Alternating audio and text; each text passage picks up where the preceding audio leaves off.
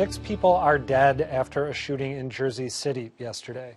Police say 2 people first shot a police detective, then drove to a nearby kosher market where they murdered 3 people before they were killed. And according to the city's public safety director, the location of the shooting was no accident. On the video, they park the van, they exit the van with the rifle, with the long guns in their hand, and immediately begin firing toward the location that we lost 3 of our citizens in yesterday. So there were multiple other people on the streets, so there were many other targets available to them that they bypassed to attack that place. So it was clearly that was their target, and they intended to harm people inside there.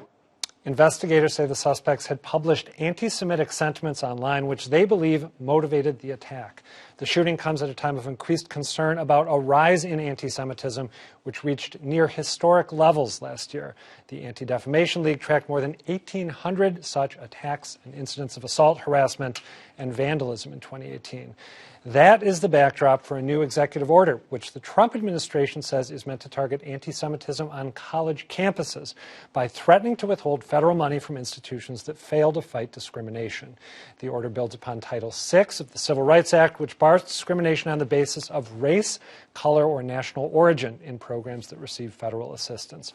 A draft of the executive order says, quote, while Title VI does not cover discrimination based on religion, individuals who face discrimination on the basis of race, color, or national origin do not lose protection under Title VI for also being a member of a group that shares religious practices. And while some members of the Jewish community are applauding the order as fighting anti-Semitism, others argue the order itself is borderline anti-Semitic, saying it interprets Judaism as a nationality and calls up the trope of dual loyalty. Joining me now are Janette Hillis-Jaffe, the New England Regional Director of J Street, and Rob Leikind, Director of American Jewish Committee's Boston region. Thank you both for being here. Thank you for having us. I want to try at the outset to make sure that I have the correct understanding of this executive order. It had been thought in advance, because the New York Times is reporting, that it was going to explicitly redefine Judaism as a nationality. But it doesn't do that, if I read correctly. It says that the racial or national aspects of being Jewish have not gotten the attention they should in recent years, at least when it comes to Title VI. Is that a fair, broad brush characterization of what the executive order does? I think for J Street, our concerns are not as much around the national origin issue because, in fact, the courts have recognized Jews as being protected by Title VI of the Civil Rights Act for many years already. And so even though religion is not covered under Title VI, Jews have been protected by that relatively well in the courts. Our concern is more with the potentially chilling effect on constitutionally protected free speech that this executive order could have. So do you then buy the idea, in terms of how this executive order would define, or the definition it would imply of Judaism, is there continuity here between what the Trump administration is doing and the way the Obama administration at least used Title VI? Our understanding is yes. Okay. And again, our concern is not as much with that definition of the nationality. It's more about the chilling effect on free speech that this executive order would have. I'm going to come right back to you to talk about your concerns on the free speech front, but you have a slightly different take than Janette. You're not quite as concerned as she is, if I read you correctly. Am I right about that? We have a concern for free speech. That is a fundamental element of our democracy. So, yes, we always have a concern with free speech. I think that there are 2 things to look at. One is the question of nationality and the concern about defining Jews as a nationality. Judaism is a religion. It has a national, we have a homeland, which is Israel, and we're also a people. Not all Jews are necessarily religious. We're fundamentally a people that have had a nation, that we're bound together by language, and a whole language, history, a land that bind us together as a people. So I think that's one issue. The second issue is, does this chill free speech? And the answer is, it only chills free speech if it's misused. And for that, we have courts. This does not inherently say that because you have an opinion that's anti-Israel, you will lose your ability to speak. And I think some of what I've been reading has been suggesting that somehow the right of people to criticize Israel is going to be suppressed. We would oppose that. We live in a democracy, and clearly people have a right to have opinions. But it's also true that Jews on campuses around the country are facing sometimes extreme circumstances where they are being discriminated against. And universities should take action against it. And I think what this does is enhances the toolkit and encourages universities to proactively act to end discrimination and makes clear that they have the authority to do so. Janette, you have a different take. What is the source of your concern? Rob says it's only going to, if it's misused, then it'll go to the courts. Otherwise, it's an expanded toolkit. Right. Tell me why you are worried. I mean, I also just want to express that we at J Street are very concerned about anti-Semitism in general, and the kind of anti-Semitism that we just saw yesterday, which is more right-wing anti-Semitism that actually is killing people on the streets and in synagogues and in Jewish stores, is of deep, deep, deep concern to us. And we don't see the president and the administration taking action on that. And in fact, we just saw recently this past week, President Trump once again trafficking in deeply offensive anti-Semitic tropes. You're anticipating where I'm going. We're going to see some video, I think, of exactly what you're talking about. But tell me how your point taken, and it's an important point. What is your concern about this being misused on college campuses? Right. So our concern about that is specifically that this definition includes a whole series of examples. It says anti-Semitism, it's prohibiting anti-Semitism as illustrated by these examples, and it includes about a dozen examples, which would include many, many criticisms of Israel as being anti-Semitic. And certainly some criticisms of Israel do stray into anti-Semitism, but many, many, many do not.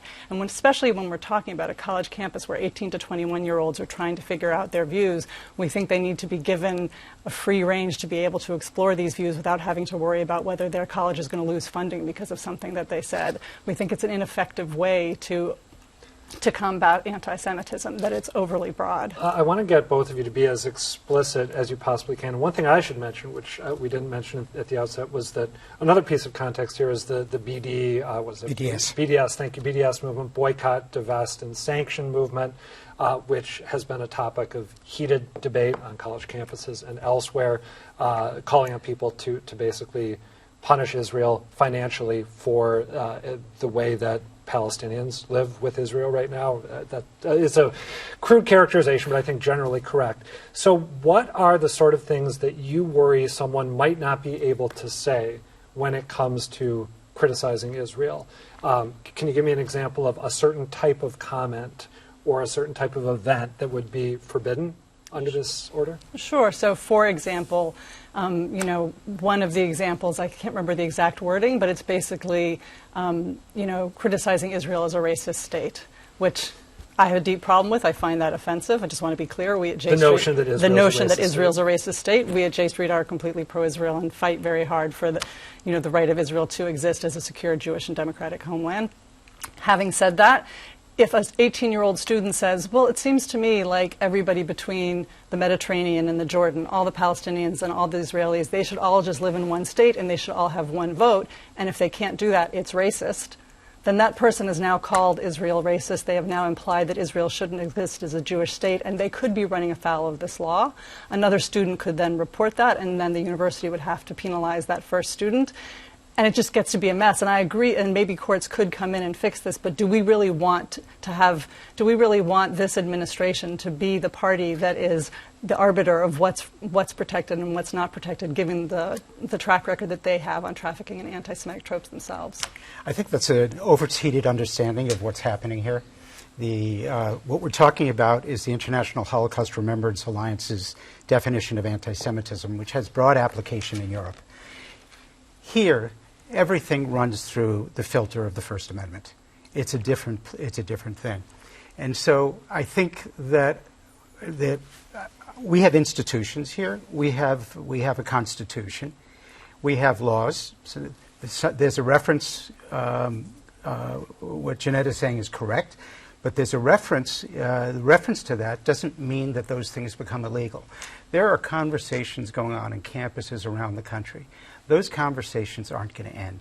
The issue is that we have horrible things that are happening that are overtly discriminatory on many campuses. Can you give me maybe just one example of sort of thing? I can give you many, but just to give you one, we have an issue where students are being student club at not Amherst at UMass Amherst? No, at Williams College. Williams College. Thank you. Williams College. You have a student body that says, because you have a group of Jewish students and they want to have a club, we don't agree with the purpose of the club, we're not going to allow it.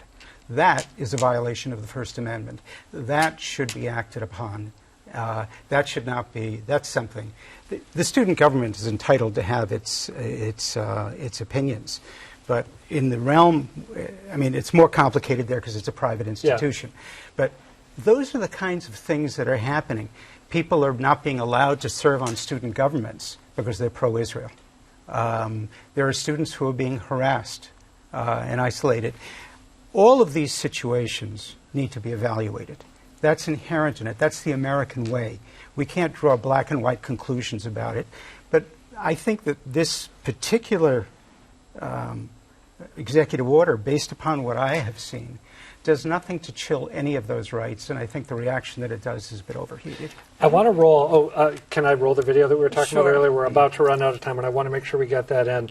President Trump spoke to the Israeli-American Council recently and raised a lot of eyebrows, as you alluded to put it mildly. Let's take a look at some of what he had to say. A lot of you are in the real estate business because I know you very well. You're brutal killers. Not nice people at all, but you have to vote for them. You have no choice. You're not going to vote for Pocahontas, I can tell you that. You're not going to vote for the wealth tax. So we have those comments. We have the comments he made after Charlottesville, and we saw people chanting, "Jews will not replace us," and the president came out and said that there were very good people or very fine people on both sides. Don't his comments suggest that this is a way to, that this executive order is a way to wade into the culture wars in a way that benefits conservatives to the detriment of liberals, rather than the product of authentic conviction about the need to address anti-Semitism, which, in addition to playing out on college campuses, is also playing out in a much more brutal form in the wider world? I mean, we at J Street would certainly agree with that. I think the idea that this administration has any sort of authentic desire to combat anti-Semitism, you know, as my father would have said, that horse has left the barn. Like, the idea that we could believe that is completely absurd at this point. I think it's also just in terms of this specific executive order, in addition to the fact that it's clearly pandering in many ways to the right wing of our Jewish community, but also to the larger community.